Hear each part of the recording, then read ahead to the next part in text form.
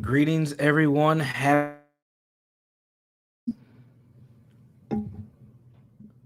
Uh-oh. What happened?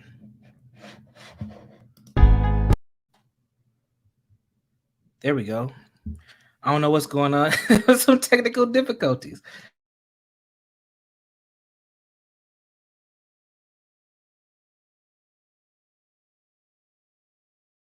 Oh, yeah, we're just gonna skip that. So I was trying to play a promo clip, but apparently that ain't gonna work. But greetings, everybody. Happy Monday. Happy first day of Black History Month. Welcome to Ask the Jegna. And the question for today is going to be, what does Black History Month mean to you?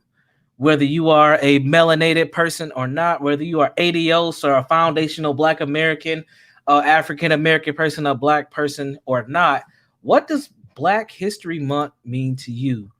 You know, it's important for us to understand that this month that we now have was created by Carter G. Woodson and in an effort that started off as a week to highlight the genius and the greatness of Black people and the contributions that we have provided, not just to this country, but to the world just in general. And before we get started, I want to give a shout out to Nicola. I see you in the chat, and I want to definitely highlight Nicola's book that she just put out. She started off with the ebook. We now have the paperback, and I did a little promo video, but that thing ain't trying to play. So I'm gonna go ahead and just share the cover and talk about it here in a second. So let's see. Now this ain't even trying to work either.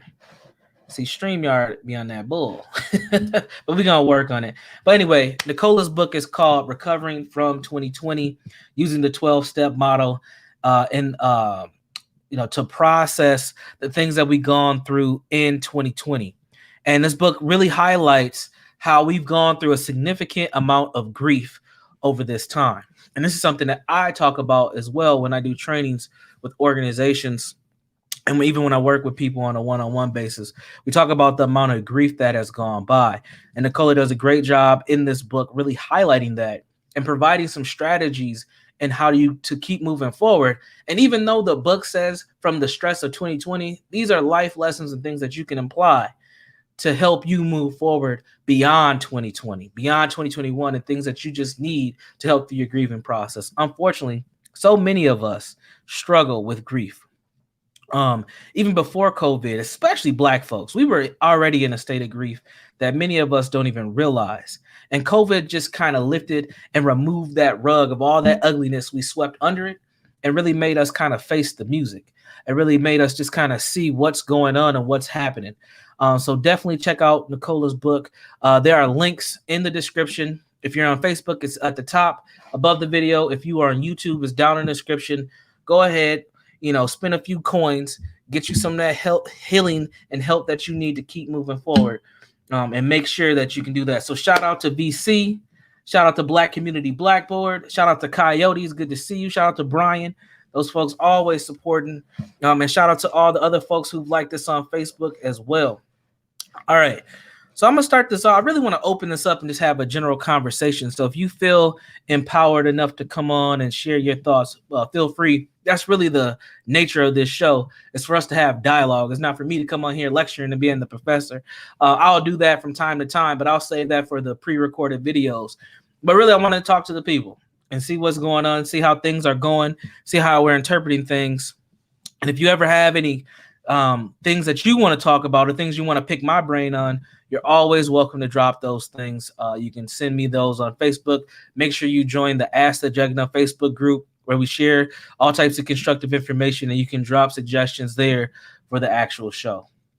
So our topic today, as we celebrate this first day of February 2021, is what does Black History Month mean to you? When I reflect on this and I think of who I am and what I do for work, and the things that I try to contribute to the community, it's very important to me that everything that I do is establishing a foundation to leave Black history. So for me, Black History Month has always been a reflection on the genius and greatness that people that look like me have contributed, but also a reminder that I can also do things and contribute as well. So I always took Black History Month as a motivation. It wasn't the typical things that we get in school. If you went to a public school, typically you got, well, in my generation, you got the typical. One day we're going to talk about Frederick Douglass, maybe. We'll talk about Rosa Parks. We'll talk about the NAACP. You might talk a little bit about SNCC. Definitely going to talk more about Martin Luther King. And then after that, they'll throw a few random Black inventors in our faces, and then we'll move on to March and get ready for spring break. That's typically how things go and typically how things went. But if you are a person who had a curious mind like myself, you always seeked out more knowledge. There's a book, and I thought I had it, but it must have got lost in the shuffle, that my mom purchased when I was younger. And it was an encyclopedia of Black history. It's an awesome book. I wish I still had it because I can give to my daughters. Maybe one of my brothers might have it too. I don't know. But I don't know where that book is, but I thought I snapped it because it was just awesome. And I remember periodically going through that encyclopedia of Black history and learning so much about people and about what Black people have done in spite of racism, white supremacy, in spite of being enslaved as Africans and created to be Negroes. We have continued to be innovators. We have continued to have creativity. We have continued to bring genius to the world and to survive at the same time. And I know that often when I'm on platforms or when I'm talking, it may seem like I'm talking about the negative elements of Black culture because we have to address those things, and trauma doesn't escape that. But in spite of all that trauma and those things, those negative things I talk about, Black people still show up to produce and provide. And that's something that we can't lose upon ourselves. So when we talk about the strengths of Black people, when we talk about the self-esteem of Black people, it is slightly altered, but there are points in time and there are people and there are communities that have done great things, and we can't lose sight of that. So I want to make sure I make that point very clear as we start off today and have this conversation amongst ourselves about what Black history means to us. You know, one of the things that I dedicated a lot of my future towards, and even still the work that I do currently, is really helping my people. When I went to college, I wanted to be the first Black dentist I knew. And that was intentional. One, because I wanted to make money like every other kid in the hood. Like, we just want to get that paper. And if you ain't a street kid, you trying to get that paper the best way that you can. So that was me. I'm like, look, I know dentists make a lot of money. I want to be the first Black dentist I knew, because in the state that I'm from, where I'm from, I didn't know any Black dentists. So I wanted to be that representation and have a dental clinic in the community. I wanted to open a dental clinic in the Rondo neighborhood of St. Paul and represent for my community so that my folks can get their teeth fixed and be in good condition. That was my goal. And I always told myself, no matter what I do, I want to make sure I'm doing it for my community. So when I made the switch from being a pre-dental student to being a sociology major, that switch for me was still with the framework of how do I help my people. So all the studying I did, whether it was a genders class or a sexuality class or a race class or whatever class that I was studying, it was always in search of understanding my people and how my people fit within this. All my papers, they all go back to Black folks, everything, because I knew that no matter what, I was able to be fortunate enough to have an opportunity to be put in position to help my people. And I've always carried that with me.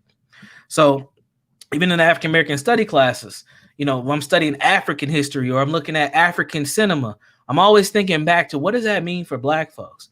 You know, what are the similarities and the differences from these films that are coming out of Senegal and these films that are being shown in Paris?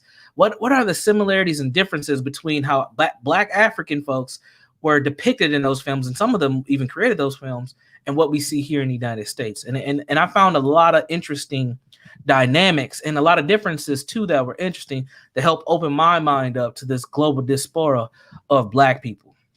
And even when I went to grad school, that was very intentional. I originally went to school to get a PhD. Now, granted, I'm a first generation college student, don't know nothing, barely made it. Smart enough to make it through, but I got put on a bunch of wait lists because I didn't know what I was doing. I applied to all top 25 PhD programs in sociology. I went to USA Today.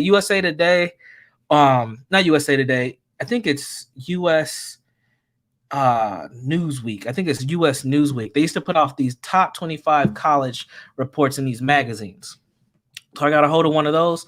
I looked at PhD sociology programs and all top 25 schools. I didn't know nothing. I applied to all top 25 schools. Not the best strategy if you're trying to get a PhD and you're just a first generation Black student with not a lot of resources behind you. And I applied to 10 schools. I got put on 7 wait lists and I got 3 denials. So my little Black motivation was crushed because I didn't get into grad school, but I was dating a girl at the time who was a white woman at the time. Yes, Brandon dated a white woman who was going to a school called Metro State. And she said, well, Brandon, they got schools. They got graduate programs at my school. You should check out one of these. They have one in a master's program for psychology, which I checked out and then ultimately got there. Now think about what I just said. Pro-Black Brandon trying to do things for his people, dating a white girl. Like that's where my head was. All that undergrad confusion about what was going on, trying to find myself, right? And then I ended up going to grad school, ended up, breaking up with her. Got my second master's, and that was when I was extremely in the pro-Black sector. Like I was reading Dr. Henry Clark, I was reading Dr. Amos Wilson. I had just got introduced to Dr. Francis Cress Welsing, and then I got introduced to Mr. Neely Fuller Jr. and the COWS program. So the COWS, for folks that are not familiar, is the Context of White Supremacy. It's a long-standing internet radio show hosted by Gus T. Renegade. And shout outs to him, because without him and his work, and he used to have a young woman by the name of Justice, who's probably in her like 20s now. And I think about her like, what happened to that young girl? This girl was like 9 years old on an internet radio show holding her own, which is interesting. But without that show, that really helped me craft my mentality around things and really helped me propel and move forward in life with my understanding. And I went through a process. So that introduced to me also more Black history, and it helped me understand that in the actions that I make, I can be making Black history in the moment. So I always had that kind of thought behind me, but then I was able to kind of see that play out by participating in this radio broadcast program. Because Gus T. Renegade was a great ideals. He would bring in folks from all over. He would bring in people you never heard of. He would have Dr. Francis Cress Welsing on. He'll have Dick Gregory on. He even brought Dr. Umar Johnson on, and all types. He would just bring all types of folks to have these conversations to help us get quote unquote codified. And I find it very interesting now that we use the language of codification because that comes from that radio broadcast, and people don't know that. When we talk about Black people need to be on code, you hear Jason Black say it, you hear other people say it, you even hear Tariq Nasheed say it. That influence comes from that COWS radio broadcast and the work of Mr. Neely Fuller Jr. and Dr. Francis Cress Welsing. So, for us, we have to have a code in our Black history, and we have to have a code in our Black presence to make sure that we have a code in our Black future. So for me, when I look at history, I'm looking at how do I contribute to history? How do I learn from those lessons of my ancestors? And how do I put something forward for my children and the children behind me in the community? And that's how I birthed the Jegna Institute. Many people wondering what Jegna even means. People call it Jenga after the board game and all good things like that. But it's Jegna, and I came across the Jegna title by a brother who used to run an online magazine called The Ghetto Times. And I can never remember how to pronounce this man's name right, but I remember it in my head. But the Ghetto Times I think he's still doing articles, believe it or not. But he wrote this article where he talked about Jegnas versus mentors. And this was a real profound article because at that time, I was really struggling with the idea of mentoring in the community. I had just wrote my dissertation or my master's thesis for my first master's degree, and it was on Black male leadership. And one of the things that came out of that was mentoring is one of the solutions. But when I asked these 12 leaders in the Black community about mentoring, nobody really could talk about how effective it was. So mentoring kind of left a bad taste in my mouth, and I had to do further research to understand why. So I ran into this article from this man, Black man, and what he was saying was a Jegna is somebody who takes mentoring to another level. And a Jegna comes from the region that we now know as Eritrea and Somalia, and that term. Actually, they still use that term in Somalia. And it kind of has an idea of kind of like a hero, but really a mentor is someone who protects, loves, and nurtures their young by advancing their people, places, and things. And I always thought that was a profound way for us to make Black history in the moment and prepare our children for something better than what they have. So I've always patterned my work behind that kind of understanding, and that's how Jegna was birthed. But what he said about mentoring was important, because you're going to hear a lot of mentoring. You're going to see a lot of mentoring during this month. But without knowing some of the history behind the term mentor, without knowing some of the history of without knowing some of the history of the word mentor and what mentors were, and what the man from the Ghetto Times stated, which I found fascinating, was a mentor actually derives from Greek history, and a mentor was a person who kind of facilitated what we now call gymnasiums, but these would be spaces to prepare boys for kind of war. And what they would end up doing to the boys was sodomizing them. They would end up having, NAMBLA situation with these boys, and they would set them up for preparing them for war by having these abusive relationships with these boys. And I was like, that is something that I definitely ain't trying to be down with at all, because I'm not about none of that. And what I know about the abuse of young Black boys, which has been highlighted by people like Dr. Tommy Curry, is something that's been going on from time to time, and we shouldn't even be putting that type of stuff in the atmosphere. So and there's other things that have been going on since then too. We want to talk about it, like the Boys Town down in Arkansas and all that type of stuff. Like we have a lineage of this stuff, and we got to be very mindful of the words we use and the methodologies we use to try to advance our community. And if we want to be completely honest, a lot of mentoring hasn't been that damn effective and it's been stuff that gets funded for the last 30, 40 years, and it hasn't been that effective. And there's several reasons why. We can get into that at the end of the program. But again, mentoring is only a piece to the puzzle, but for some reason we feel like it's a long-standing program. And I see Cerulean's up in here giving us some knowledge. So what's up to Cerulean and the Great Regime? What's up to LeVar? I see you as well. But absolutely. So we talk about, that Roman influence. Legionnaires, huh? Yeah. When you start doing some of that history, you start looking at that stuff is crazy. And it reminds me of, what's it called, Thaddeus? There's this made for TV movie series that Mr. Nelly Fuller Jr. had encouraged people to go check out. It was like an 8-part series about Greek culture. And I think it was called Thaddeus or something. Cerulean probably knows what I'm talking about. I know I have it on my hard drive because I downloaded it and saved it. I watched that, man. That thing opened my eyes to all types of Greek culture stuff. I was like, man, we shouldn't be patterning ourselves after none of this stuff. This stuff is wild. But anyway, let's talk about Black history. I'm gonna drop the link for folks to join in the chat. So if you would like to come on and share what Black history means to you, feel free. I'm gonna get off my rambling soapbox. Feel free to join the dialogue tonight. Share what Black history means to you as we embark in these next 28 days that we have. Let's see. Drop this link here. Boom. So yeah, if you would like to come on and join and get engaged in the conversation, please do. But honestly, I just want to hear what does Black History Month mean to you, and how do we make Black history, and what does that mean for our children? And even if you don't have children, the impact on the little ones behind you, your nieces, your nephews, your cousins, the children that you teach, the children that live around you and that see you every day. Because believe it or not, those are the things, seeing you doing things, that role modeling behavior, those are going to be the things that people remember more than the Martin Luther King pieces and the Rosa Parks pieces and pieces like that. They're going to remember you and what you did, good or bad. Those are going to be the things that are implanted and imprinted in those minds when people refer back to their life and how they were, quote unquote, raised and what they seen. So we got to make sure that we demonstrate greatness in a lot of things that we do, because a lot of times these are what ends up happening is folks are watching, right?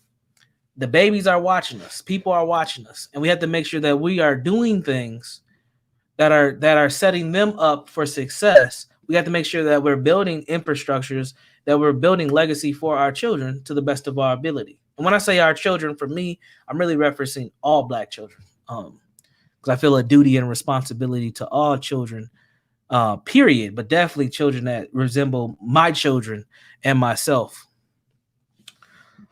So if you'd like to join the broadcast, the link has been dropped in the YouTube chat and also on Facebook. Feel free to join. If not, I can go on rambling. Maybe I'll get into professor mode and start dropping some knowledge and bringing up some PowerPoints or something in that nature. But really, I just wanted to open it up to have a good conversation. And as I check Facebook, I see a photo of my grandfather, my great-grandfather, and his little brother. And man, wow. Uh-oh. We're getting a master teacher in his own right getting ready to join us now. Welcome to the broadcast, Mr. Gray. How's it going? Well, greetings, esteemed brethren. I'm afraid you give me too much praise. Somebody got to give it to you, but hey, I recognize the genius. I got a ways to go to becoming a master, and I'm still learning to master my damn self. Man. Exactly. That's what we all need to be doing, man. You know, it's a process. You know, I'm nobody's master. But you were talking about mentorship, and I used to visit the juvenile detention centers. And it's always sad. It's always the same thing where, you're looking into these young men's eyes, and you're seeing yourself like this could have been you, right? Any one of these boys could be me. Right. And you want to do more. You get that spirit that rises up in you, like, I wish I could just take all of these boys out of here. Right. And what happens is you have a tendency to leave. And even though those are not your sons, they're yours in a sense, but they're correct. But they're not, your seeds. But they're still your sons in a more, spiritual or intrinsic way. Absolutely. And that's because you can relate. You know what their lives are likely going to be. And it does pull something out of you. You literally, a lot of times, and I had to stop going after a while, because every time you leave, you're leaving a piece of, it's like leaving a piece of your soul there. Right. Yeah. With every single boy that you see, Yeah, it's painful. And that's why, ever since I came into this space, I've always advocated, like military service. The Black community, for the most part, we're still kind of averse to institutions. Yeah. And that's part of, the American experience. Right. Where we still at times fail to recognize our Americanness. Mm-hmm. Which is kind of the direction I've gone with the rhetoric, right? Because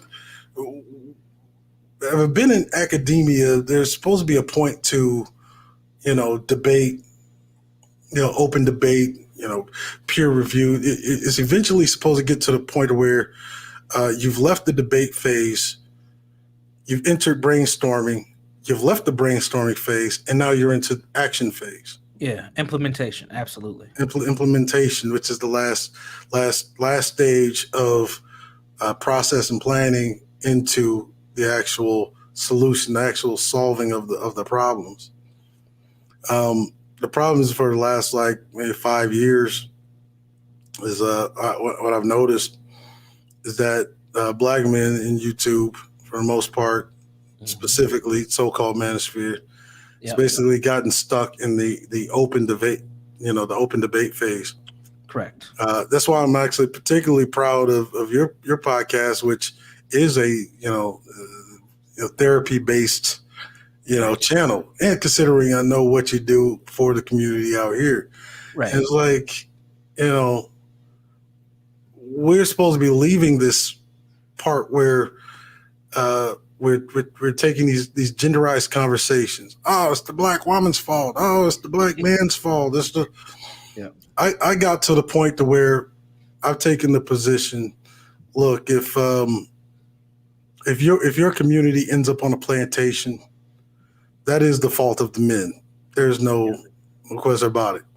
And what we have to get to the point of acknowledging, because it's part of problem solving, is we have to acknowledge what the problem is. At some point in history, there was a generation of black men that failed.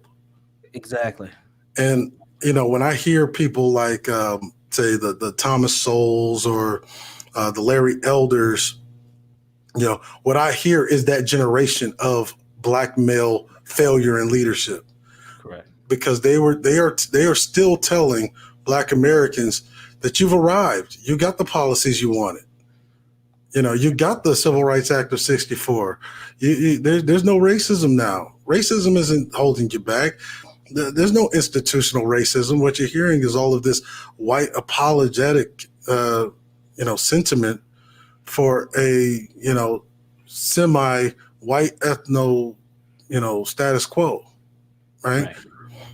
And this is the biggest stagnating factor of Black America. And this is the thing that conditioned, especially Gen Xers, with this idea that, well, because we were, a lot of us were raised without fathers, that we're going to spoil our children to death by giving them everything that we didn't have. Right? And we did this out of this sentiment that we thought that we actually had it better than our boomer parents. Correct. And what happened is that they put the shimmering white veneer of American exceptionalism over our eyes and told us that we had made it. You got black politicians. You got the Civil Rights Act. You got the Voting Rights Act. You have all but monopolized especially for black women, you've all but monopolized college to where you earn more degrees per demographic than any other demographic in the country, despite being, the most depressed minority. Right. That is the fundamental problem with Black progress.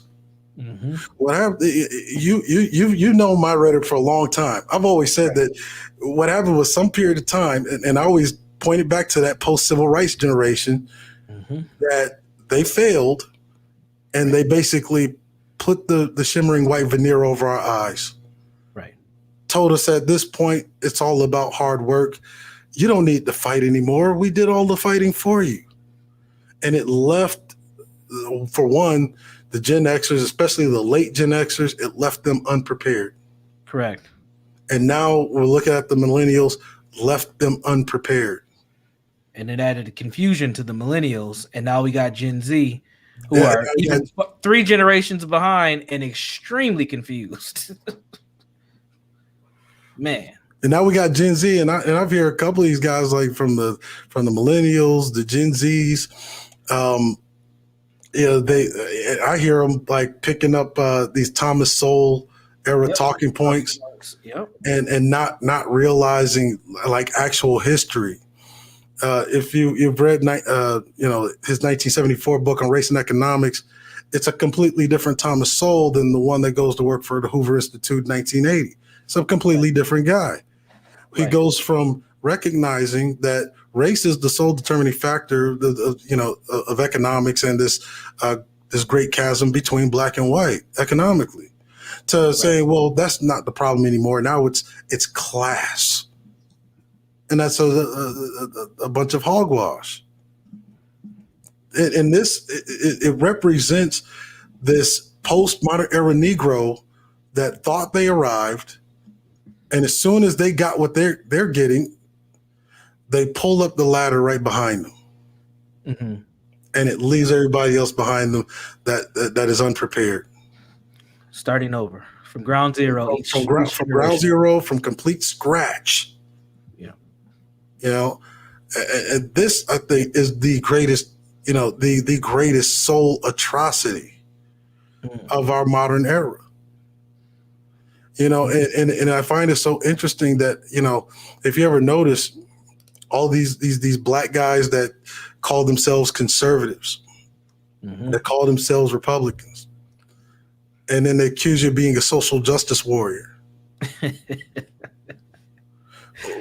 You ever find it interesting? How can you be a black conservative but you're in a liberal relationship. Right. Like, not even understanding recent history that of the modern neoconservative movement was rooted in anti-miscegenation law. Mm-hmm. Like, those are actual physical policies. Right. They literally opposed the actual liberals who wanted to end segregation, who wanted to end anti-miscegenation. This was the basis of the neoconservative movement. Now, today, your modern conservative will call that paleoconservatism. Mm. Oh, that's the old way. It's not the new way. Right. But why is it that you're finding all of these so-called black conservatives in these liberal relationships with white women?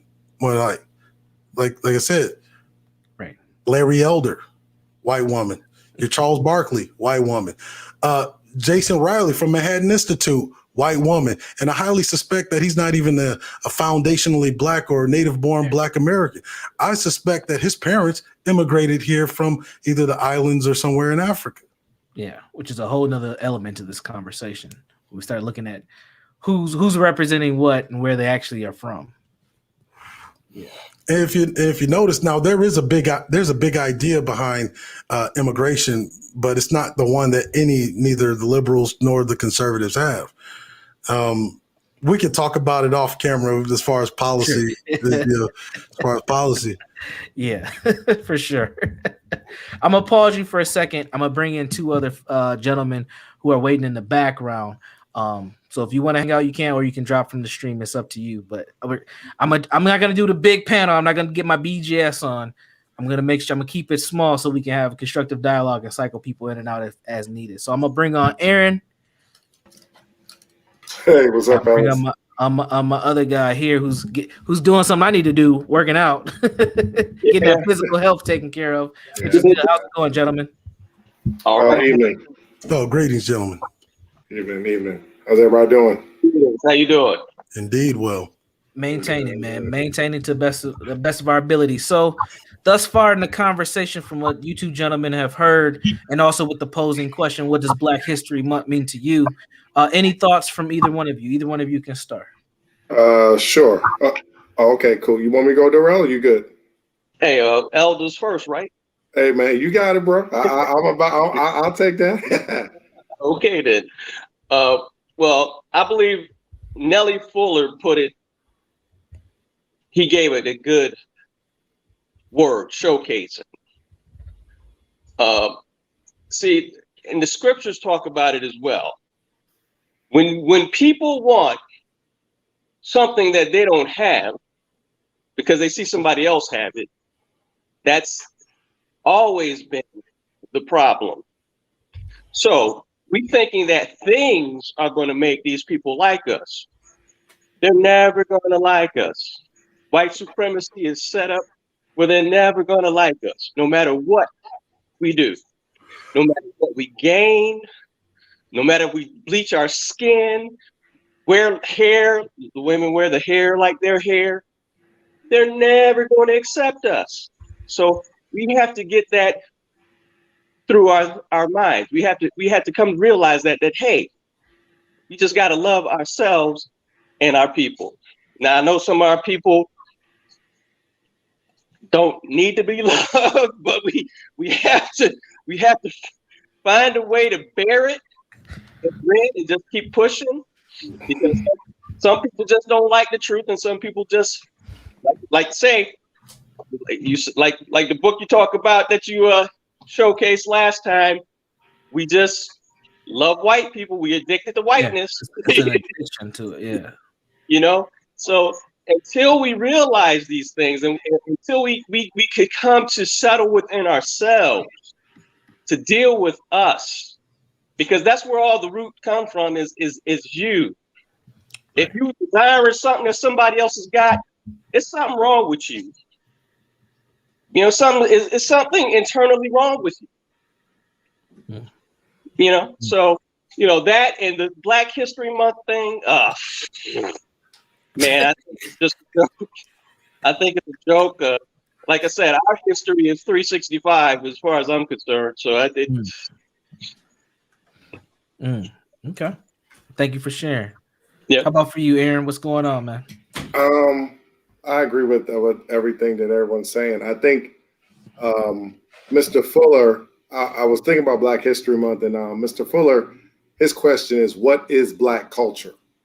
And I think that's what people really need to ask themselves is, what exactly is Black culture? Because he says culture is what people do. Also, I do need to say this, Brandon. Yeah. I have tested every one of Mr. Fuller's theories, every single one of them. He ain't wrong about nothing. Like, seriously, like, he's not wrong. He ain't wrong about anything. And I said, when I said that, I said, what is Black culture? Like, what exactly does that mean? Because I hear a lot of people say, I'm doing Black History Month, we're doing it for the culture. But what does that mean? What exactly, like, what does that mean? What are we doing?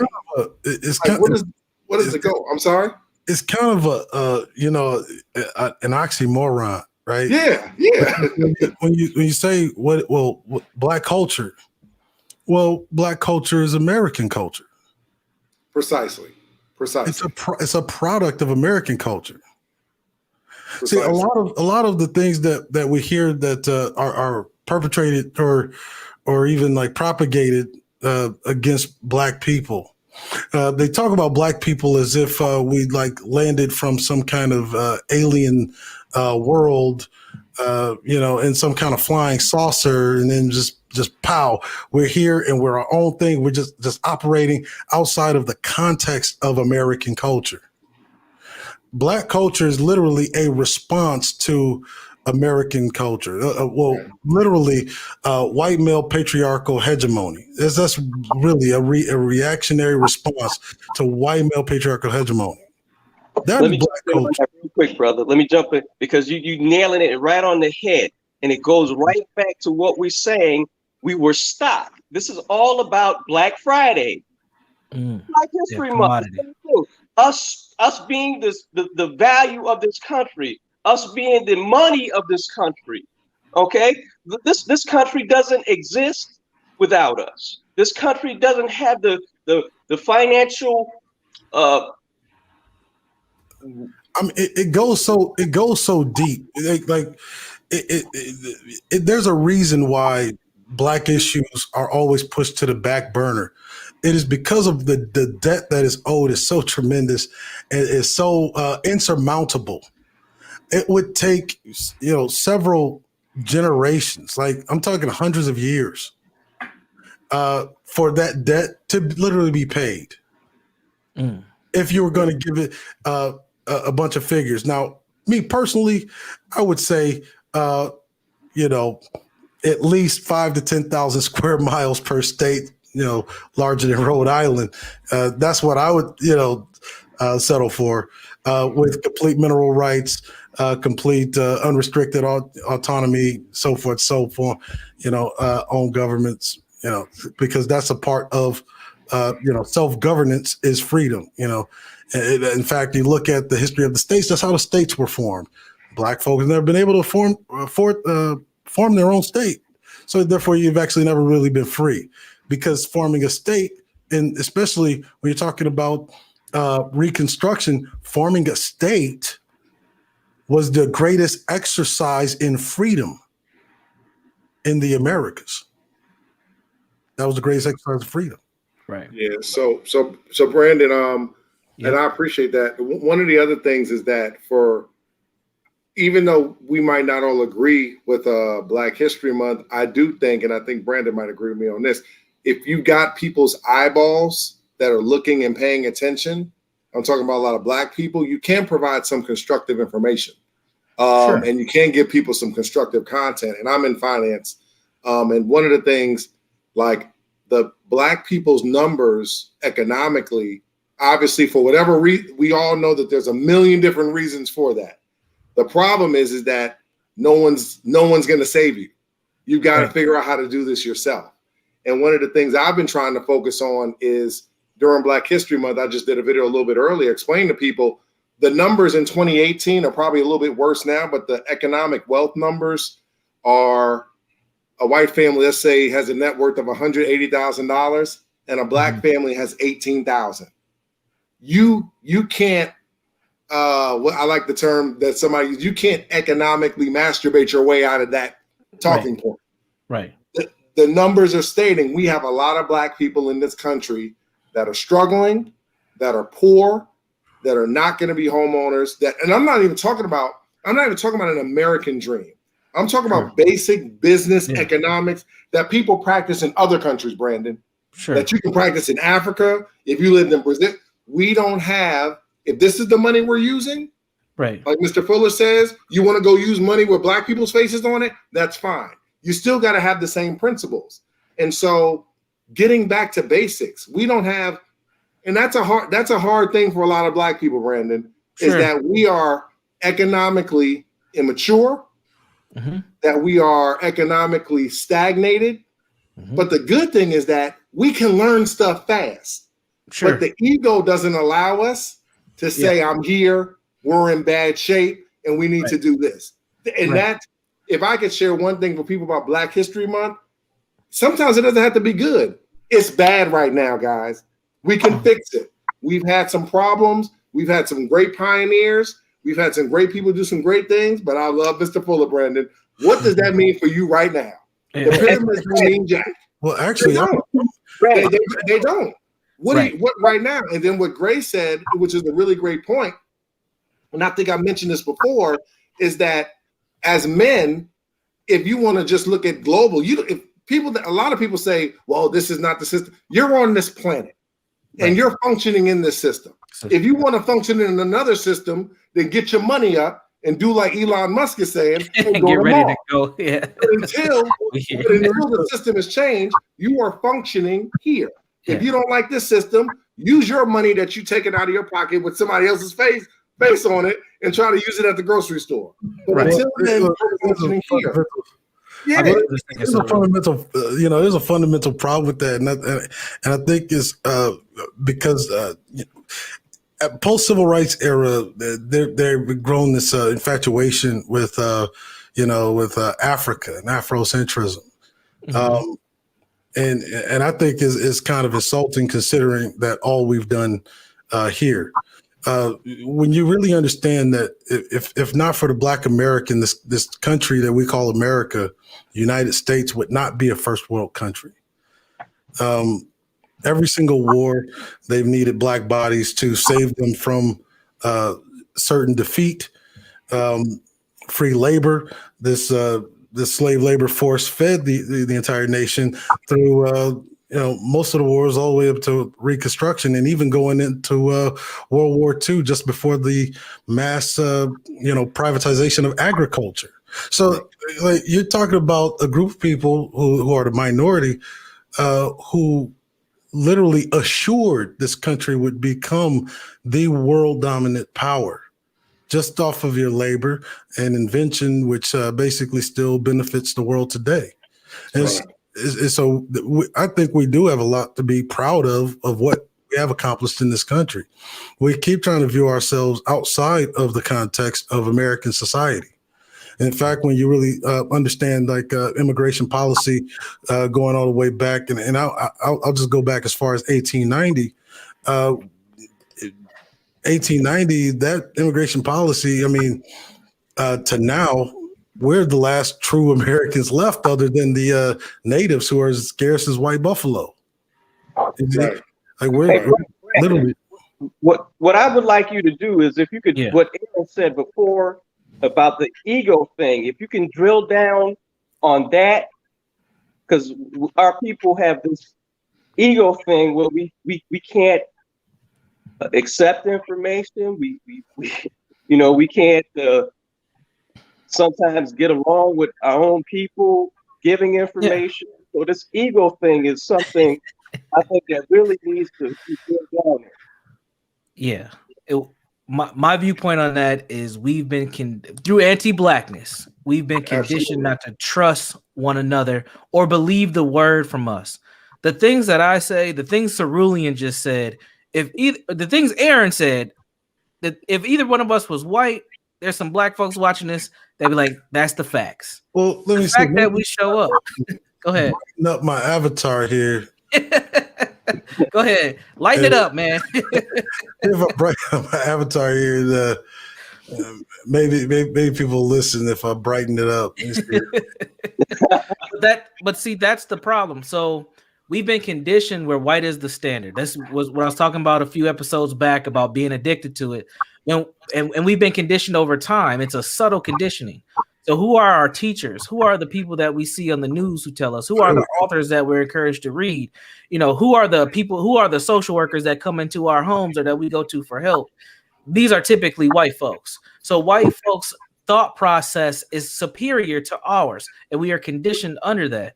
Therefore, the ego is, who is this nigga to come tell me about how to run money? What do you own? What businesses did you start? What institutions did you build? Granted, your family may be in a better position than the person you're talking to, or your situation may be better, but you're still a black person. Go ahead. See, I think questions like that ought to be directed towards like black intelligentsia. No, I'm not talking about you, but right. Specifically those that are placed up as these proxies, like the Larry Elders, the right. Jesse Lee Petersons, your Jason Rileys, your Thomas Sowells. You got to understand, in the 1970s, after the Black Power era, especially after the assassination of the greatly esteemed Fred Hampton, you had institutions going around trying to grab up as many black intellects as they could to de-radicalize them. Right. And that's why when you look at Thomas Sowell's book on race and economics, 1974, I mean, they did a revision, after he signs to Stanford's Hoover Institute, and he starts talking like racism is over. Like race doesn't exist. Yeah. He starts taking the whole W.E.B. Du Bois path, in his early years. Yeah. Right. Like, because I made it, you can also make it, and I always find it interesting that when I hear Thomas Sowell, specifically Thomas Sowell, talk about, the black community, black issues, they're always through the lens of culture. If you notice, when white society, when problems creep up in white society, they always blame the government. Correct. They always blame the government. They always blame some external influence as to why, say, for instance, 70,000 white males between 2016 and 2017 would overdose on opioids. Oh, it's a tragic problem, and the government has to be held responsible, and you have to find a way to humanize these people. No, not have a second war on drugs aimed at opioid addicted folks. Right. Right. But whenever it's black issues, oh no, it's personal responsibility. Those are personal failures. Those are problems with culture. But that literally robs Black Americans of our Americanness. Right. That's saying that we exist in some kind of a bubble outside of America. And we don't.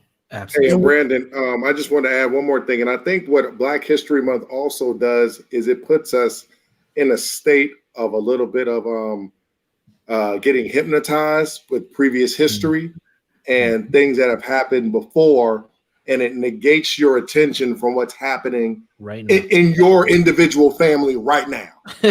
Right in your individual family, it's like, oh, I'm gonna post this on Facebook, or I'm gonna talk about this, and I'm just gonna talk.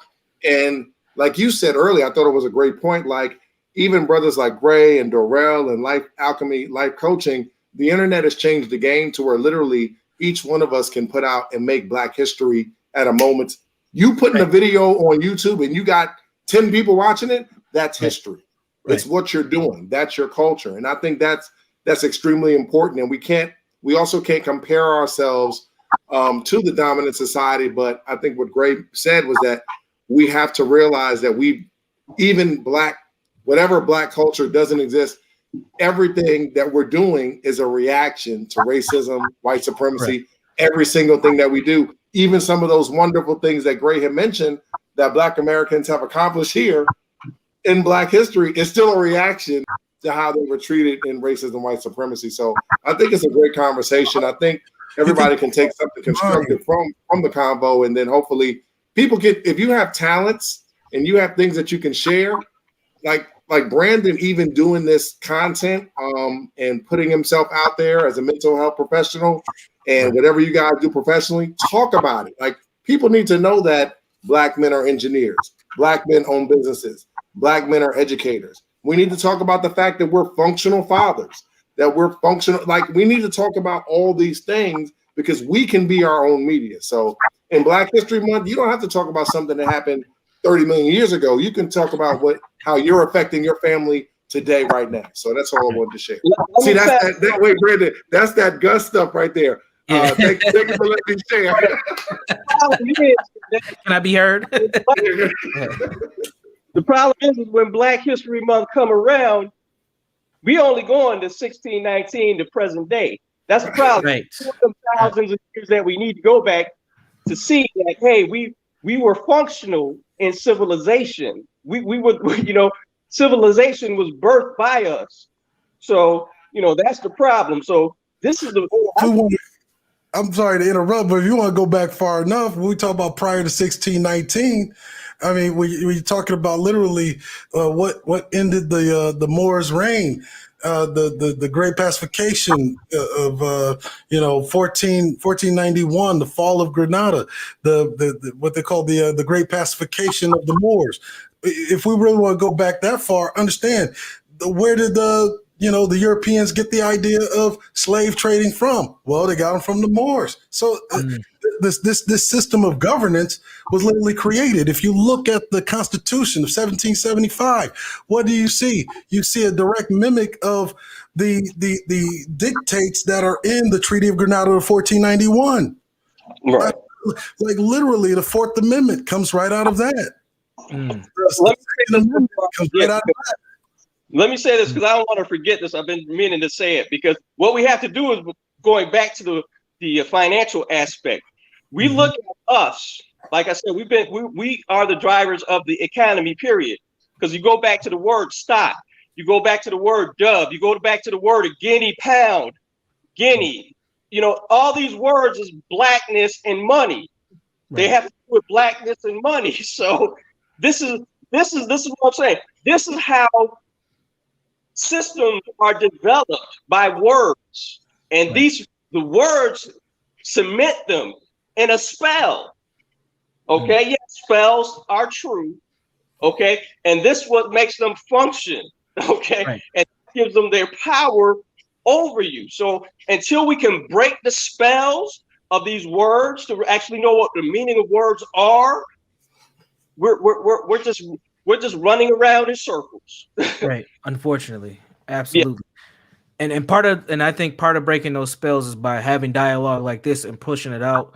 Because these are the new spells. Social media is a new spell. TikTok is a spell. You know, when my 4-year-old can watch a 30-second video and know how to do the dance and it's 30 seconds, that's a spell, man. And we have to use the tools that we have current day. I want to get Nicola in because Nicola has joined us as well. Life Alchemy, Life Coaching. Welcome to the conversation. Thank you, Brother B. And you guys have been dropping some amazing points. I'm taking it in. This is a great conversation, and I'm just looking at Black history from my standpoint. I'm thinking about the fact that a lot of what we are spinning our wheels doing right now is trying to figure out how do we move forward when we have so many people within our culture that continues to hold us back or sell us out. And I think assimilation is basically people that feel like I don't see a way out, so let me figure out the best way to just try to cope in this negative space that we're in. And I feel bad that all of us do the best that we know how to cope in something that was done to us so horrifically. But when I look at Black history, I see the greatness that we were from Africa. I see the interruption of slavery, but I also see the greatness in us through slavery, because had those people not survived what they survived and brought us to the point where we are now, you know, they had to contribute their strength to us. And I call on that strength all the time. And I can't help us discount the fact that each section of people, from the people that got snatched up in the motherland and had to survive that boat ride, what it took to survive that boat ride, you know, how much strength it took for them to just make it to this land. For these people to come in the space where they didn't know culture, they didn't know the language, they didn't know the food, and had to figure out how to make themselves survive the atrocity of slavery. They gave us something. You bring us all the way into, you know, Jim Crow era. These people survived that era. They gave us something. When I look at us right now, I think that the gift that we can give the next generation is to get our mental health right. Because yes, we survived, but the things that has been done to our mindset, the self-hatred, the way we continuously pull each other down, the way that we have not been able to break free of certain chains mentally. This is the luxury we have today that my grandmother in her era didn't have. I can sit on the couch today and get some help. But, you know, my ancestors may not have had that luxury back then. So this is, I feel like us breaking these mental chains is our opportunity to give something to the next generation on the level that we can pass something down. That's the first thing. But everybody has something to give on the level that they're on. And I think that everybody needs to make sure that they don't look at people outside of themselves as, oh, this is too big for me to do, or it's too much for me to do, because who am I? I'm gonna tell you a little story, just a little story about my beginnings back when I was in ministry. Before I broke the chains of religion and everything, I was a street preacher. I spent most of my life preaching on the streets and talking to gang members and kids on the street. And I would see kids outside, and I didn't have nothing back then. I'm talking about probably close to 30 years ago now.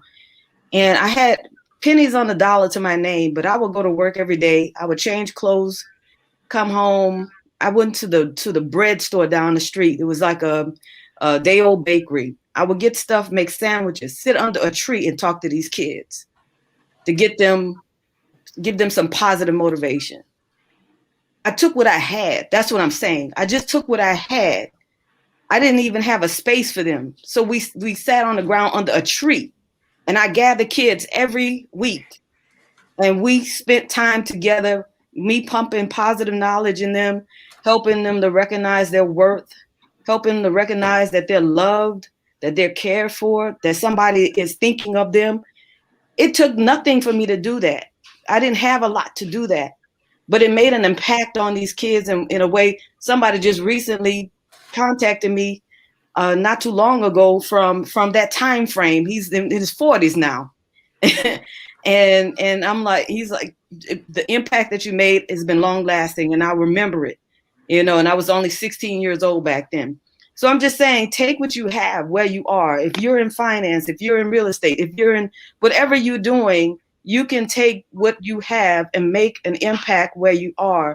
But do the best that you can within yourself to break the mental chains of whatever you may be struggling, whether it be addiction, whether it be self-hatred, whether it be low self-esteem. All of those things impact us being able to collectively come together so that we can move forward. Because if you're dealing with, you know, getting your own mental health right and everything, you're less likely to tear your brother down or tear your sister down. Yep, that's a fact. Right? Yep. So we can move forward if we're not tearing each other down, because we got everything we need to do it. We can do this, but we got to stop tearing each other down. And we got to, and the other thing we got to learn to do is put people in check that are tearing the movements down, you know, like the Larry Elders or whoever, that they got to be checked. They can't keep running amok, because that's the circle we keep running. Every time we get momentum, every time we look like we're about to cross over, one of ours is the one that takes us down every time. Hey, sister, let me ask you a question. How do we get there before we are on life support to realize that? I have no idea. All I know is I have no idea. Because I feel like we're on life support right now. I honestly believe that we only have a window of time before we are in a complete slave state because of what they're doing to us with all of this COVID stuff. Now we'll get Brandon's channel in trouble, but I'm just saying with the stuff that's happening. If I may, a few of my esteemed colleagues, we created the initiative. Like, if you understand, like the flow of history, the ebb and flow of power, you're looking at a country imploding, similar to the way that Rome fell, similar to the way the Prussians had fallen. The Byzantines, the Ottomans, they've all fallen. Those empires fall. They implode from the inside, not from the outside. And right now, what you're literally watching is an erosion in the fabric of power that held white hegemony together. And we created what's called the initiative, and that begins with absorbing the American institutions. You've already seen that. Specifically when it comes to take policing, you've already seen that white males are untrustworthy. There's no reason why there shouldn't be, some state at the state level at least, policies where we are a numerical majority, or at least have correct representation on the police force. I want somebody that looks like me, that understands what it's like to live the life of a black man in a white ethno state. I don't want some white, white race soldier who's out big buck hunting to come up on me. I look at the military. There's a document that's about to be released real soon. You're going to see a complete shift in the dynamics of military structure and demographics, where half of the women, and by now, if not more, you're going to see a document that's going to come out soon. Is black women are the majority of the women in the military. Now, back when I joined the military, it was in 1998. Fresh out of high school. Back then, the military was about 30% black, and then in the year 2000, it came the Fast Track to Citizenship Act in 2000 that was done by George Bush Jr. And next thing you know, there was all these unqualified Mexicans. Hold on. And that number with the military, is that just straight women, or are you talking about some other folks too now? It's going to be a conglomerate. Don't you worry. well, what it represents is that black women literally have been, organizing in a way that it's something to behold. You've never seen any other group of women do this. I mean, the white suffragist movement, the 1900s. If they saw the way that black women are literally politicizing around specific issues, I mean, it would make them blush. They would be jealous because they've never seen it before. I think I did a piece on West Point, class of 2018. 80% of the graduates from the female side of West Point were black women. And now, you've already had a black general, black admirals, and you just recently, 2016, at a black female admiral. You just had a brother that's being selected to be the head of DOD, which I think is a good thing. These are dynamic changes. Why do you think that you would have a white angry mob trying to storm the Capitol? Because we see an erosion in power. I do have to push back on the notion of just because the cop is black, that he's going to treat you. Well, I'm not saying that it's a guarantee. I'm not saying that's a guaranteed fact, but I'm not saying that's a guaranteed fact because not all skin folk is kinfolk. Kind of like I was just looking in the comments, and I see a guy from Facebook, Sanifu Anaje Umwanachi. And I would have to ask, like, what country is he from? I'm a guy that's been to like over 36 countries, multiple times. And is that an Igbo name, Kenyan? Because if you understand, I always make this statement where I say I lost my Pan-Africanism in Africa. Take that down. I know it's hard to understand. Like for instance, I've been to Nigeria. I've been to Durban, South Africa. What typically you find is you're in the cities, you're in the city centers or the urban centers, and what you find is a very upwardly mobile Nigerians that make above the median income of Nigeria. Or South Africa, or Kenya, or Uganda, or Tanzania, for instance. One place in particular where it's very common is the Horn of Africa. Where I was at is a place called Djibouti Naval Station, which is now occupied by the Chinese. And you see the same thing on the inner side of the city. You see these very upwardly mobile Africans that have a disdain for Black Americans. You get outside of the city center, Africans are typically indistinguishable from African Americans, and those are the ones that are the freedom fighters that decide to stay there on the ground to overthrow and fight against the oppression in their countries, and they even are inspired by Black American political theory, right? Critical race theory, and it just stands to reason that when you have somebody like this guy, Sanifu, saying things like this conversation is steeped in social pathology, nothing productive will come from it. I mean, I would have to ask, what country are you from? When I began to understand the Foreign Aid Act of 1961 and how it literally destabilized what we know as traditional Pan-Africanism, which is an American construct. Understand that the Africans have none whatsoever goal to being Pan-Africans. The last true ally to the Black American or the Pan-African was murdered in cold blood by NATO forces, who were, by the way, requested by the Francophone nations of the African Union.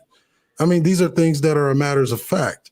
Not things that I'm speculating on. Right. The problem that we have here is that, see, I can't stand this. People always want to name terms or change the name of a term. What you're dealing with is white supremacy. Most people will call it colonialism, but it's the same thing. Why are you changing the operative name just because England did it versus America? It's white supremacy. So you're saying what you're saying. It sounds like they're getting infected, which America has exported white supremacy all over the world. So we see our people.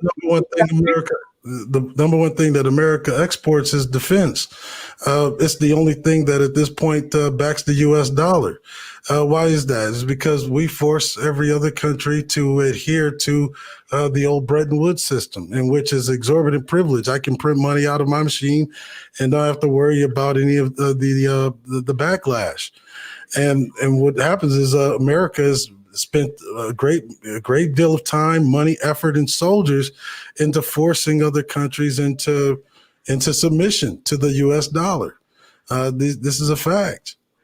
Hey, Brandon, can I answer? Oh, I'm sorry. Can I answer a question? When I talk about the Foreign Aid Act, hold on one second. That's why I was asking the brother in the chat, like if he's from Nigeria, I can take you to the Foreign Aid Act, the USAID, USAID.gov, and I can guarantee you that his country is on that Foreign Aid Act, which would explain why he has these ideas of Black Americans,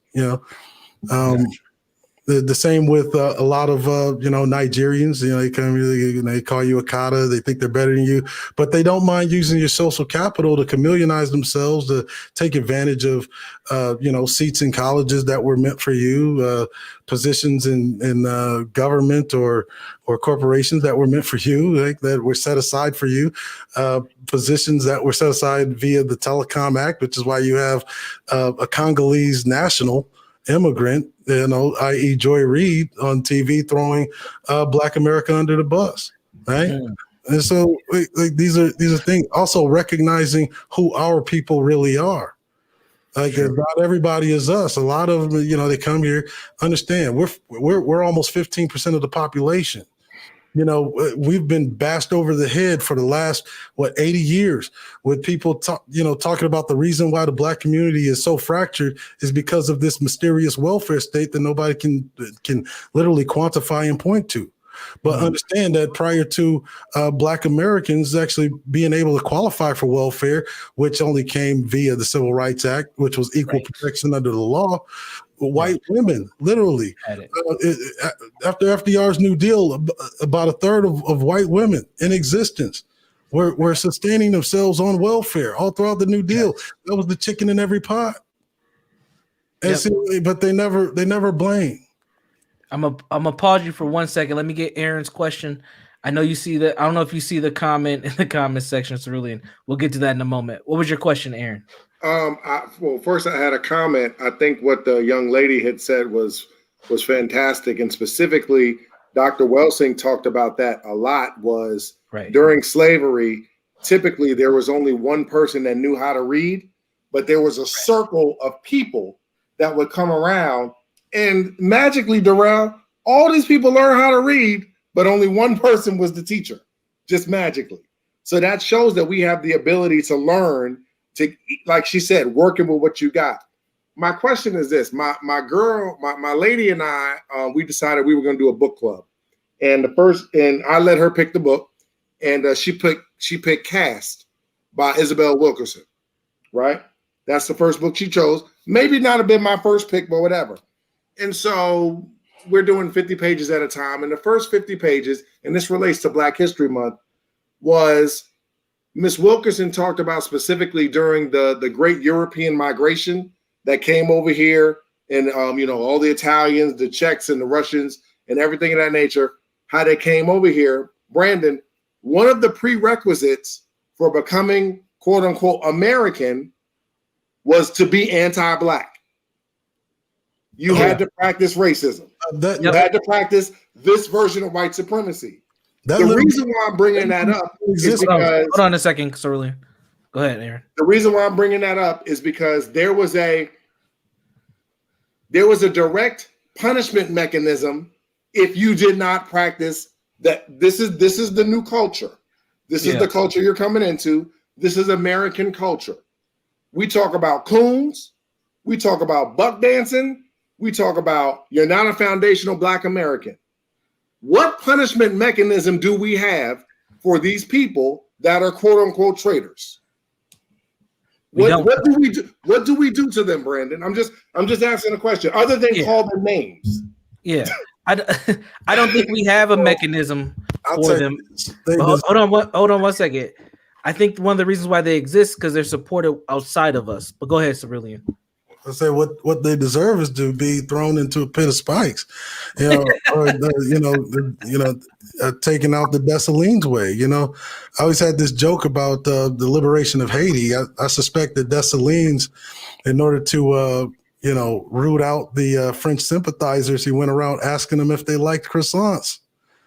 And don't you have to have don't you have to have I don't want to debate, but don't you have to have some sort of power or infrastructure? You do. Throw somebody in the spike. It's called promotion. White people promote them. That's what I'm saying. Like you want to. We do have actually a more unorthodox proletarian power, and that is a poverty-driven anger in a drive to actually want to remove them as impedances. If you find it interesting, there's a guy named Tom Metzger. He created the White Aryan Resistance, and his goal was to get more policies that benefited white males in general.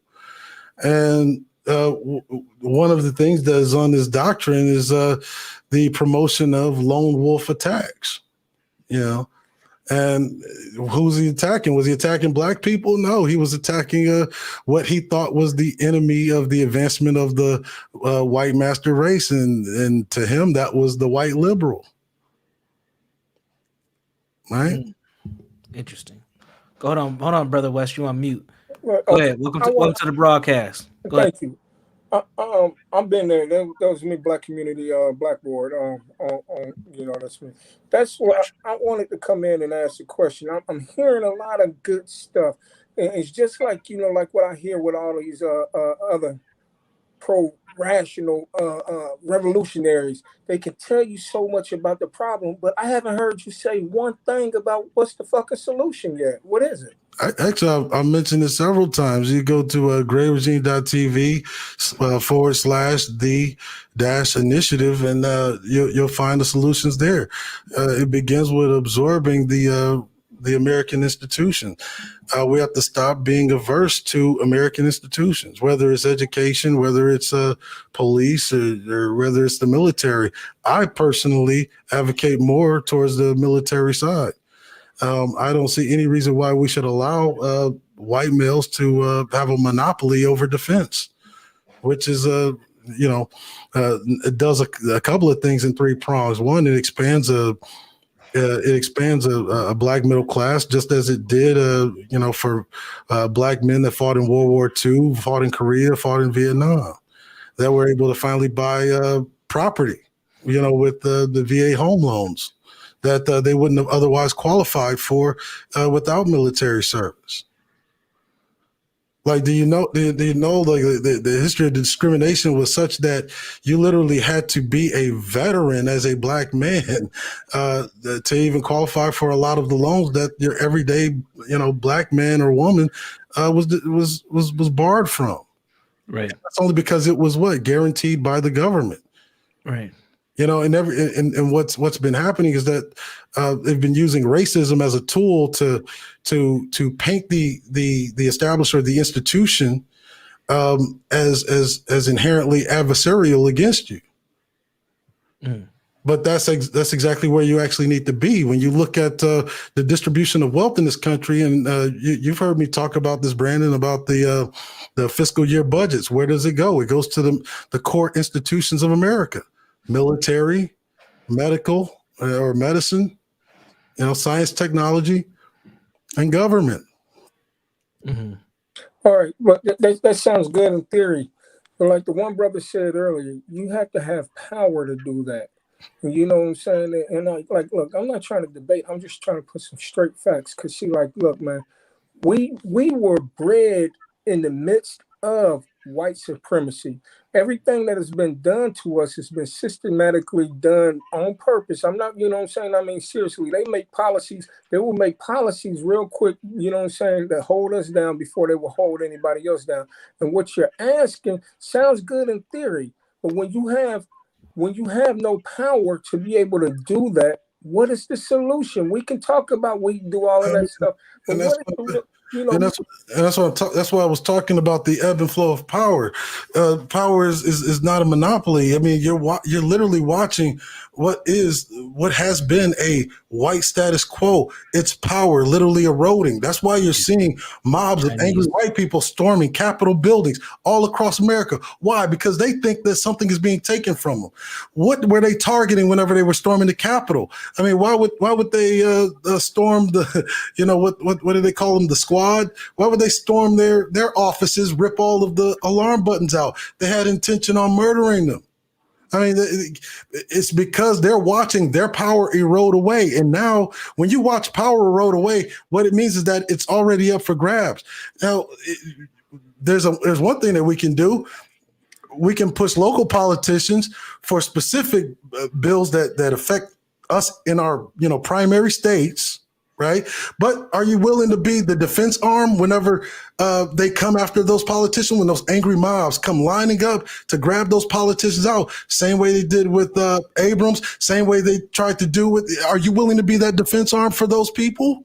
See, that's what I'm saying. Like, I'm a person with experience in this. Well, I'm a Gulf War vet. I hear what you say. I've done all of that. I'm also into politics. But do you think that in all reality, do you think that we will be able to have a platform where we could be on a chat board to put together a well organized insurrection like they did, and they would not, and they would not come and shut us all down way before. Because, like, look, I'm surprised many times that, on Ask the Jegna, some of the stuff that I've said, and we joke about it. You know what I'm saying? I'm surprised they haven't hit the FBI, showed up and fucking with Brandon. Like, who's the light-skinned dude who keeps talking about the Jews? You know what I'm saying? I mean, I'm joking, kid, but do you actually think that we would be able to, because of history in America, man, and what's happened, they make laws that we can't even have 4 or 5 brothers standing on a corner, and they unconstitutional. They'll come down, right. And, you know what I'm saying? And they'll come down and violate our 4th Amendment rights and say, well, it was because, this. So do you actually think, in all reality of what we're dealing with the history of policy after policy after policy from local to federal, that us as Black men and women will be able to put together a well-orchestrated, insurrection without them coming and shutting us down? Let me throw this in there go ahead, Darrell. Go ahead. Let me throw this in there real quick. Yep. Until we can control the enforcers, we don't have no power. The judges can make whatever laws they want to, but when you think about it, who are the enforcers? If the enforcers aren't there to protect those rights, because we seen that in the Ocoee riot in 1920, where they killed Black people to go vote. The judge told them, "Oh yeah, go ahead and vote." He didn't arm any people to protect them Black folks to go vote. So until we control those very people who are going to be the enforcers, there's no law, okay? Especially that's going to protect us. I mean, and I'm all for, a second iteration of the Deacons of Defense Initiative. I mean, because when you have people that are already on the front lines in the halls of policy, trying to execute policy on your behalf, understand these people are targets. And that's why a lot of them, they live in fear of their lives. We see the brother who was doing that. He's now facing federal charges. Okay, who tried that? So right. He tried that approach already. I'm gonna pause us here because this is a conversation that we need to have. We might not need to have it on this particular platform, and I do think that there is a way for us to have these conversations using technology. But we're gonna have to get some VPNs, some back networks, and some different servers because we can't just be doing it on YouTube. That's part of why our shit don't work because we just put it all out in the open. So on that note, Nicola's back, and Nicola, I know that you were speaking before you kind of disappeared. I didn't want to just breeze over what you were saying either, Mr. West, but I'll get back to y'all in a second. Nicola, did you have anything you wanted to add? Yeah, I think that the brothers have been saying some really good stuff, and people in the chat is asking, so what's the solution? We hear all the problems. What solution? What are the solutions? And I've always been that girl. I've always been a boots on the ground type of girl. I want to know, okay, yeah, we know what's going on. How do we fix it? So I don't know if some of y'all have been on the Zoom call with Dr. Ericana Shimbori-Kwa, but she has been trying to unify all of us around the world as Black people to help build us up on every level, economically, the health. She's trying to help us to build our own banks, et cetera, et cetera, et cetera. And so my question to her, and the question I keep posing is, okay, so how are we going to protect it? And that's one of the things that we have to deal with when I talk about us needing to go through some healing as a people, because every time we have built anything, we've had our stuff torn down, stolen, bombed, this, that, and the other. So, we have to start thinking about how we're going to get past the trauma of building, because a lot of people are afraid to build because they feel like as soon as I build it up, somebody's going to take it down or somebody's going to snatch it away. Sister. Huh? Why does it feel 100 times worse when our people beat us instead of them beating us? Absolutely. Advantage of us. Yeah, absolutely. And that is the cause of why we can't unify. But not only have we been brainwashed by them, but some of our own have done us so bad. Who's trying to unify with people that you feel sketchy about?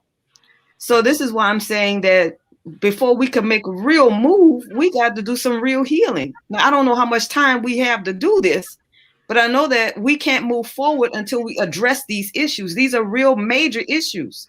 I can't trust my brother if my brother's gonna backstab me and you telling me to unify with my brother, right? I can't build something up that I know is automatically gonna be taken down if I have no defense around it, right? So these are, I mean, it's like sometimes we're looking at the macro and sometimes we have to look at the macro and sometimes we have to look at the micro. On a macro level, we want to advance, we want to move forward, we want to walk in freedom, we want to have all of the freedom to be the full human that we were designed by our creator to be. We got to deal with some micro level issues first before we can get to the point where we can walk as the giants that we were created to walk as. And that's going to happen on a very, very individual level first. So you work from your individual level, start with yourself, then start with your family, then start with your community, then work your way out to the macro. And if everybody took personal responsibility for the part that they play, then maybe all of us can move forward as the giants that we are. That's going to take work. The reason why, and this is, you know, I lived a lot of life. I've seen a lot of things. I was listening to Brother Gray talking about the military. I got 12 years in there. I know exactly what he's talking about. A lot of the things that we are dealing with is, when I see my people struggling, is we don't want to take personal responsibility for the part that we have to play. So we acquiesce that over that to religion, and let's talk to the pastor and have somebody pray for us, and let's, you know, I've seen it all, you know, let's acquiesce that over to our leaders, and we prop people up because we don't want to take personal responsibility for the part that, and then we put leaders in place, and then we don't want to have the responsibility of holding their feet to the fire and saying, look, I'll put you in office and this is what I expect of you. You know, I'm just saying, all of us have a responsibility to make a move. It starts with micro, then we move to the macro, but we have work to do individually before we can ever unify as the giants that we are. But we can do it. I believe in us. I truly believe in us, but it's going to take everybody getting off their ass and getting the work done. Brandon, that's all I got. Brandon, this goes back to the ego issue. How do we navigate this ego issue? This is a problem. Hold on, and Brandon, one more thing. Yeah. She said it, but she didn't even mean to say it. United Independent. Yes. That's it's a united. It's a united independent effort. United Independent. Focus on what you can do, each person individually as your own molecular unit, and then it becomes a little bit easier to kind of work through these issues. I thought what the sister said was brilliant, man. And I think that, and real quick, I just want to share this, but I think go ahead. each one of us, even talk about like what Brandon was speaking about before about Black history being important.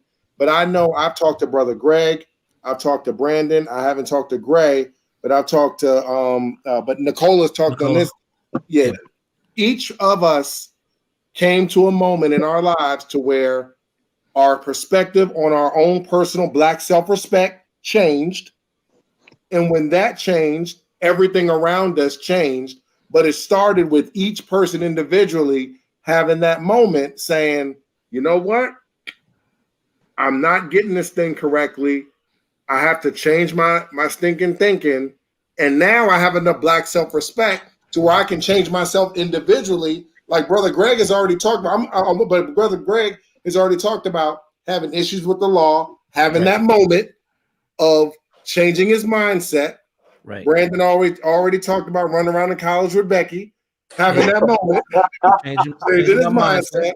I've already talked about having a piss poor marriage, not being a good partner, not having any Black self-respect, having white identity, having that moment, changing that mindset. I think what she was really mentioning is that we're lying to ourselves. This is 6 people. We've got 12, 14 million people that ain't thinking nothing like this. And our results show it. Our results show everything we're talking about. Because we wouldn't be having this conversation if it was healthy. And that's the honesty part that we have to realize, man, we're not where we want to be. It's okay, but we're not where we want to be. But each person individually has to take accountability of themselves. Do I have enough Black self-respect in myself before I can go out there and like we just talked about, before I can go out there and start trying to unify something? You can't even balance a checkbook. You don't even know how to raise your kids. You understand what I'm saying? Like, you have piss poor individual relationships, but now we're talking about unification. You're addicted. You have addictions. Yeah. You're obesely overweight.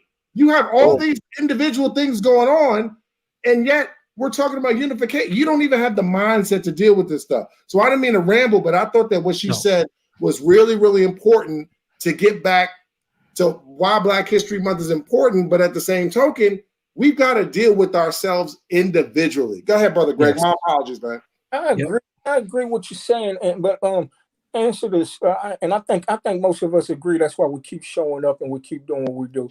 Slowly but surely, there's a small paradigm shift that's happening in the Black community. Absolutely. And one of the reasons why, Black History Month is important, but also I put a post up. I got a meme that it says Black History for me is from January 1st to December 31st. This is Black History, and we, what I'm saying, and as this paradigm shift is happening, it's people like us six on this panel and the other ones that are on the chat and and on Facebook, and the paradigm shift is happening with the ones on YouTube, where what I'm saying. And for me, this is just for me, and I love what Nicola said.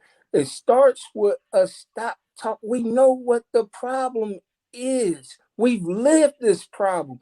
Let's spend more time working on what is the solution to help those other, I'm going to just say, okay, let's just for the sake of throwing out unfounded numbers right now. I'm acting like the orange Cheeto dude right now. You know what I'm saying? We got the greatest thing of Black consciousness has ever happened. We got 5 million people in the country who are waking up. Just to throw that out there. How do we go ahead and get those other? Because all 14 million Black people ain't coming. We know that. Right. And we know that. But how do we go ahead and get the number up to 8 million? One, we stay unapologetically Black. That don't mean that we have to walk around with our beret and our Black power fists and all of that, what I'm saying? Every time, I'm in a boardroom, I'm like, well, look here, Whitey, no. We know how, we learn how to, code switch what we talk about. We keep turning, we keep doing the things we do. We bring ourselves, our African selves into the boardroom, and we think with the Mayat mind. We think with, what the atrocities that we've lived in our own country. You know what I'm saying? Because the reason why those Africans over in other countries and Jamaicans and stuff like that have a disdain for us is just when they've been, white supremacy brainwashed. But they're watching and they saying, you guys haven't done anything. Why should we respect you? You guys keep letting these people, and they don't know the inside about what's going on. So my solution. I disagree, brother. But I haven't interrupted you when you speak, man. Seriously. And I'm not here to debate. I'm speaking my point of view. My point of view. I could be wrong. That's why we have these talks, so that we can help each other with like minds, open like minds, to have a different perspective. So, you know what I'm saying? So, how do we get these other 3 to 4 million people to wake up? One, we stay unapologetically Black.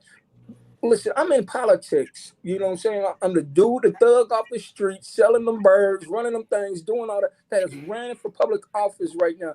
And the mayor who's about to run again, she was the mayor date before. I interviewed her, and she told me one of the things that she wants to do is keep grooming me, because when she gets out the way in 4 years, she's going to push me to the front floor. Because of one thing and one thing only, I stay unapologetically Black. We have to do that so that we can wake up the other. Africa ain't gonna wake up until our own people wake up. The ones in the projects right now that say ain't nobody giving a fuck about us. Who's gonna be really our voice? And they don't know that they have a voice, because we've been so indoctrinated to believe that we have to have a leader in our community, and the leader is you. I'm done. Let me get off my soapbox. So go ahead, share your points, really, and then we're gonna wrap it up here in a second. What were you gonna say? Oh no, because I get raw on the immigration thing, Jews, everyone who's had a hand. I get really too raw for the public. You gotta have them back channel conversations with you, man. Yeah, because because there's a lot of sentiments like when immigrants come here and they say, "Oh, we ain't never did nothing," and I have a problem with that with that type of rhetoric, from the jump, just by virtue that if you understand, the world economy as a singular organism held up by the U.S. dollar. There's no other group of blacks in the diaspora that can really criticize effectively the Black American. Right. This is why you always hear me say, the Black American is the Black nobility. Mm. All of the critical race theory that started with us. Mm-hmm. That everybody else, uses to try to free themselves from under the oppression in their own countries. Right. And when you say, we ain't ever did nothing, the real reason why a lot of Africans, especially, look at Black Americans with disdain? Because they owe Black Americans a debt of gratitude too. The world owes the Black American a debt of gratitude. Mm. And I think that it not only takes away from our Americanness, it's like I mentioned, we're the reason why this country is a first world power. And then to say that we ain't never did nothing is to take away our Americanness. Right. You see what I'm saying? Like it's this double-edged kind of sword.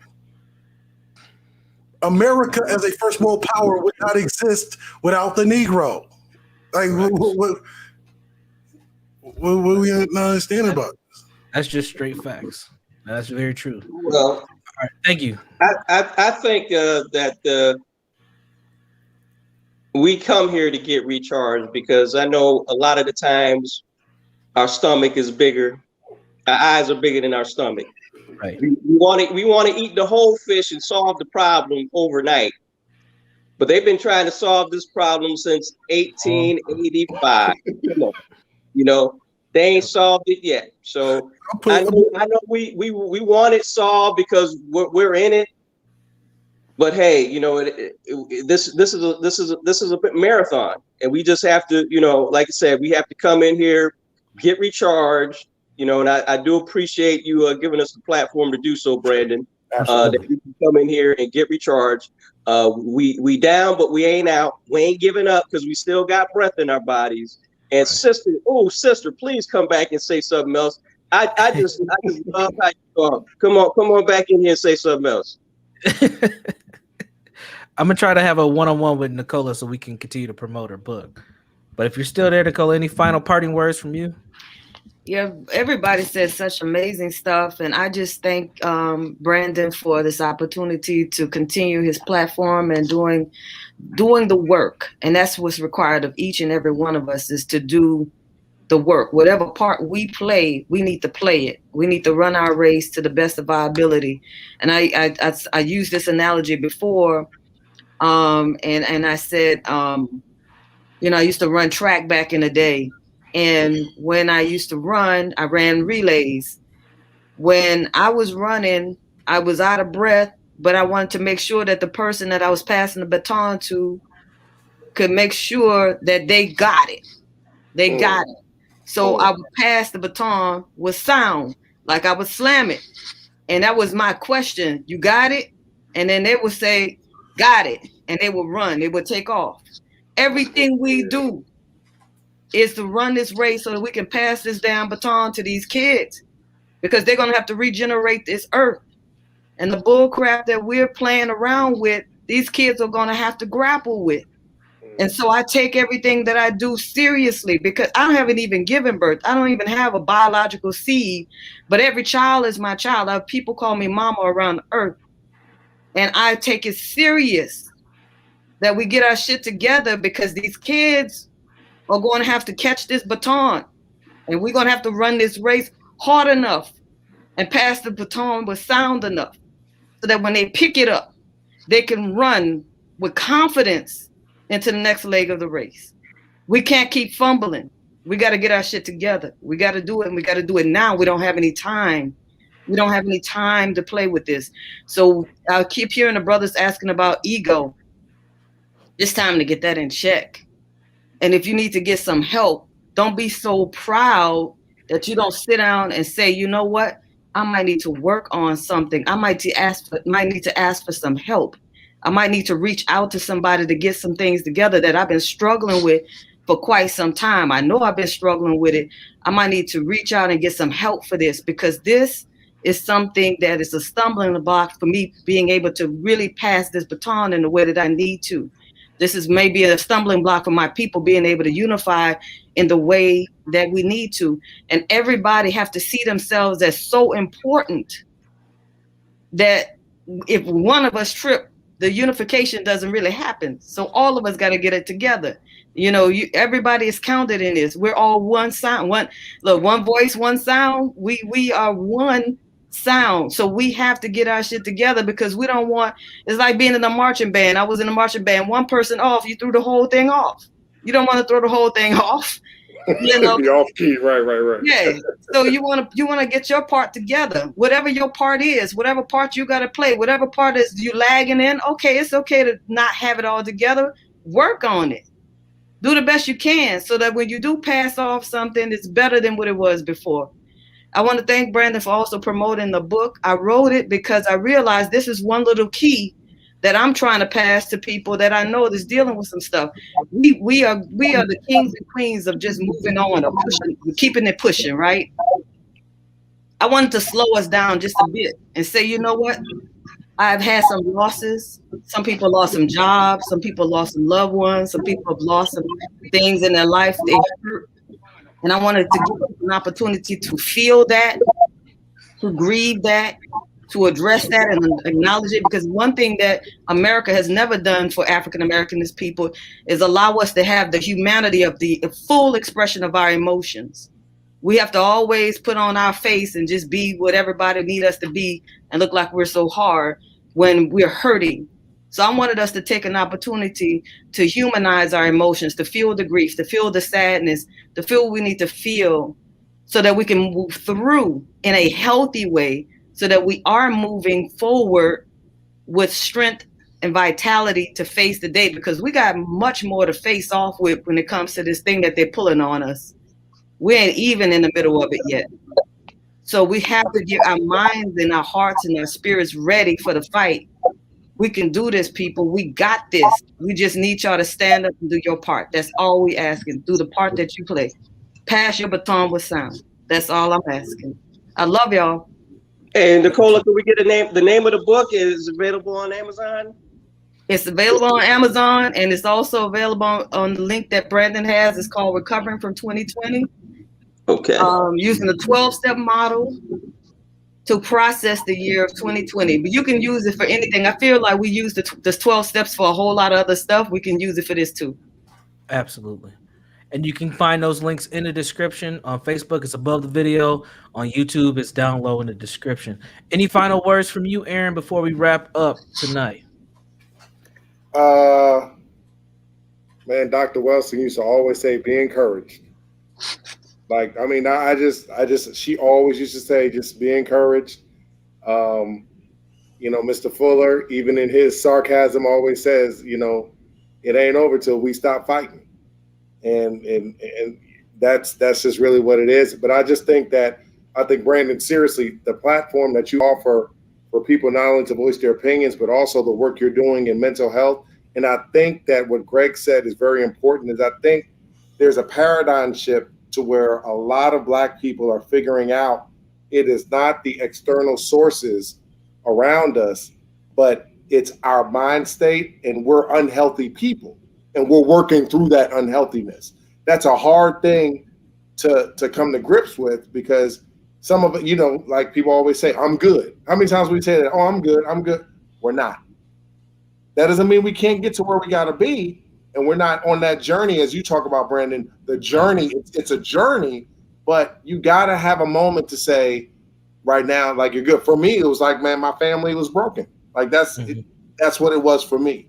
And for each of us, everybody's dealing with something individual. But the moment I changed that mindset, I had a better effect. I'm starting to have better effective relationships with my children, with my job, with helping other people. I'm more confident in myself. I'm able to be on platforms like this and express ideas, and hopefully they're helpful.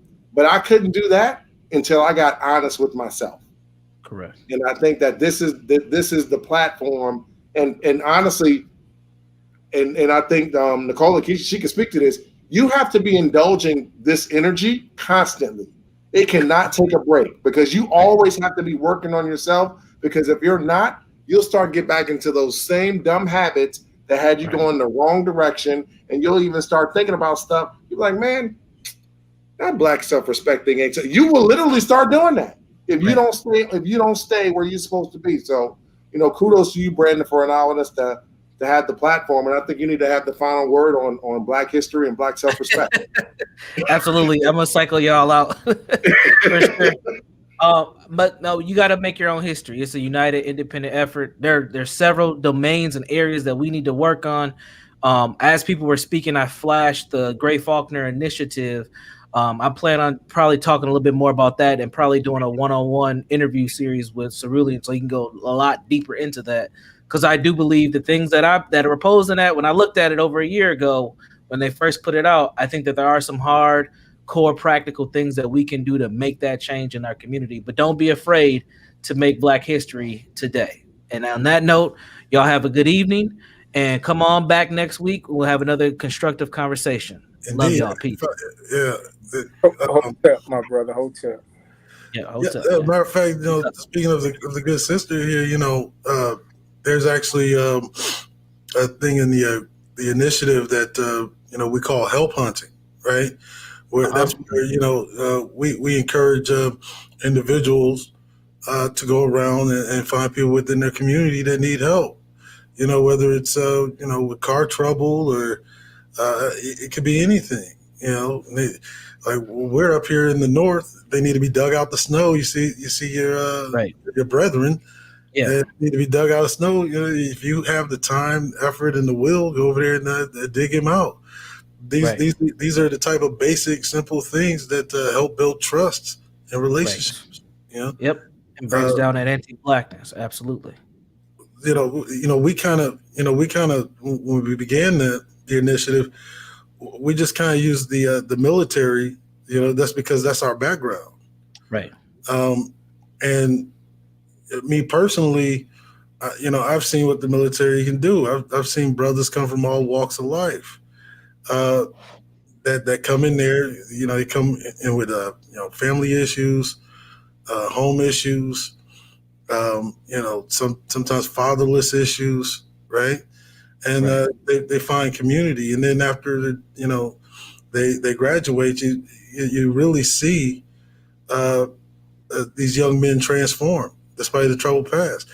And the American military, say what you will about it, it's the only institution in which I've seen take young men from all walks of life and transform them into a solid fighting unit. Yeah. That's the only institution I've ever seen do that. That's true. And we can implement similar strategies to transform our young, and we could do it even earlier too. That's the we don't have to wait till they get 18. When we initially made it, it was based on Neely Fuller's 9 points of human activity. Right. It's critical analysis of society. Right. And I always advocate that it is not the only plan that's out there. I mean, like I said, you give me too much credit by saying I'm a master teacher. I mean, there's so many things now that I'm exploring, that I'm looking at implementing into the initiative, because it is a ongoing work to be added on to try to improve it in many ways that we can. Right. But we never would, advocate that it's the only thing, or this end all be all. You never hear me say the military is the end all be all. If anything, is stepping stone into the middle class. Yeah, and we have to keep in mind that there's going to be multiple strategies to get us out of this mess, because there's been multiple strategies, policies, and practices that got us in there. So we have to keep that in mind, but use things that work to move us forward to the best of our ability. So, and right, that was the other thing. When we broke it down, we looked at the Black community in a very critical analysis, to see, okay, these are the periods of time where we were able to grow wealth. Well, what was the influencer? And it's always traced back to three primary things. There was academic excellence, political participation, and one of the major parts was military service, which allowed access to loans. Like there was literally a period of history where you had to be a veteran taking advantage of the GI Bill and the VA home loan in order to even buy a home if you were Black. Correct.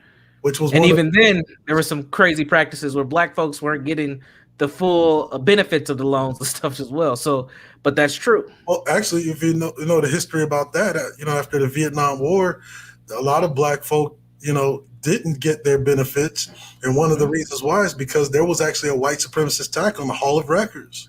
Right. And they burnt all of the records, and it just happened to be, most of those records were Black soldiers that signed up for the Vietnam War. Many of them died, young. Yep.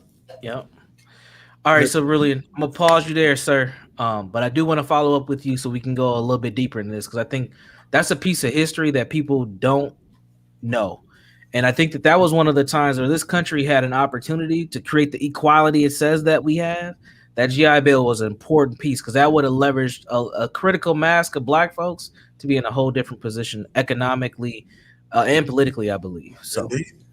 I'd like to say thank you for allowing me out here for the platform. Love what you're doing. I'll continue to like, share, subscribe. And they say salute to the nation, salute to the other brothers and the esteemed sister that we shared the panel with. Long live the Black nobility. Yabba please. Absolutely. Peace. All right, folks. Don't be afraid to make Black history today. And I seen someone wrote in the YouTube chat, they said, is Black History Month racist? Absolutely not. And if you don't understand why not, keep doing your research and tune in next week. Peace.